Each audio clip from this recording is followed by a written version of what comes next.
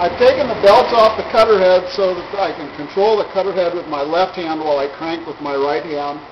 This takes any backlash out of the system and allows for a consistent grind. You can end it when you come across. When grinding, I'm going to be pulling this back so that the front tooth is resting on the feed finger all the time. As I pull back, I'm going to slowly and smoothly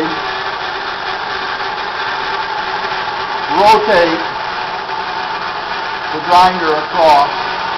It should be sliding smoothly and easily because we've lubricated it well, but firmly. If I have to stop to take another bite, I just stop. You don't go back and forth, you just go.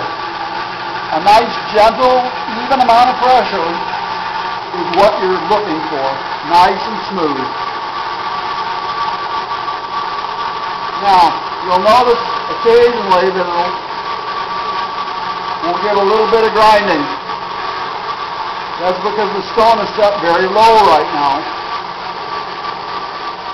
We have to be careful not to go too fast or too slow.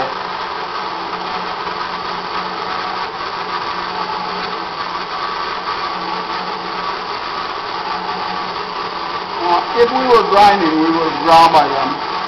To bring it back, we just apply tension just as we did, and we can come back.